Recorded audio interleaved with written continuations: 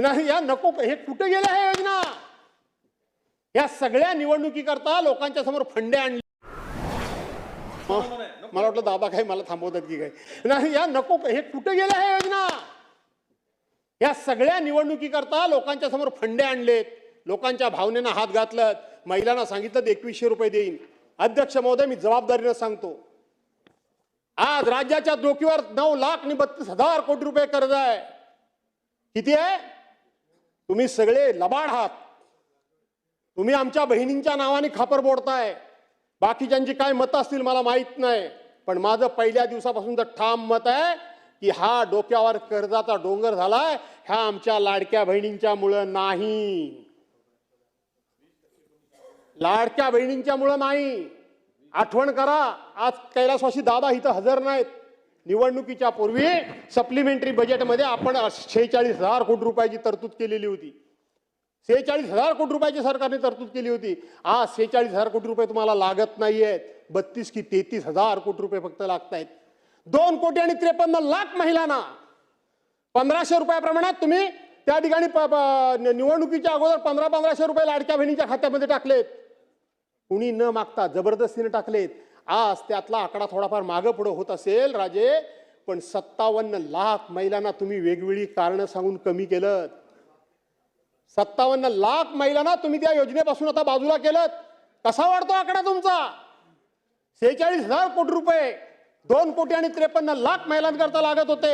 आज 57 लाख महिला कमी झाल्या. कसा लागतात एवढे तुम्हाला पैसे? फसवताय तुम्ही. तुमचा भ्रष्टाचार एवढा आहे. एका एका कामामध्ये टक्केवाऱ्या तुमच्या एवढ्या आहेत. काय झालं घोडबंदरच्या रस्त्याचं? सुप्रीम कोर्टाने तुमच्या कानपडात मारली.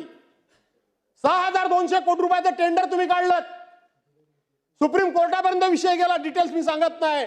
आणि तोच रस्ता 6,200 कोटी रुपयाचा रस्ता सुप्रीम कोर्टाने त्या ठिकाणी त्याचं इस्टिमेट वगैरे केलं. त्यावेळेला 3,000 कोटी रुपयाचा रस्ता झाला. एका योजनेमध्ये 3,200 कोटी रुपये तुम्ही भ्रष्टाचार केलात.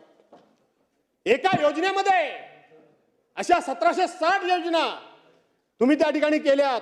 अनेक प्रकारची टेंडर्स ही आता फक्त मंत्रालयातून निघतायत. माझ्या आयुष्यामध्ये मी कधीच कोणावर भ्रष्टाचाराचा आरोप केला नाही. मी धोरणावर बोलतो, मी योजनेवर बोलतो. पण आता तुम्ही त्या आमच्या बहिणींच्या नावाने खापर फोडत असाल तर आमच्यासारख्याला बोलावं लागणार आहे. अजिबात या लाडक्या बहिणींमुळे तुमचं सरकार अडचणीत नाही. तुम्हाला हळूहळू या बहिणींमुळे सरकार अडचणीत आहे. बहिणींमुळे सरकार त्या ठिकाणी कर्जबाजारी झाले म्हणून तुम्हाला योजना बंद करायची आहे. नाही, आजच्या दिवशी तर मी सांगेन, तुम्ही निवडणुकीच्या पूर्वी बोलला होतात 1500च्या ऐवजी 2100 देईन. उद्याच्या अर्थसंकल्पामध्ये अजून तो प्रिंट झालेला नाही अर्थसंकल्प. तो कधी होतो तो मला चांगला माहिती आहे. अजून झालेला नाही मामा.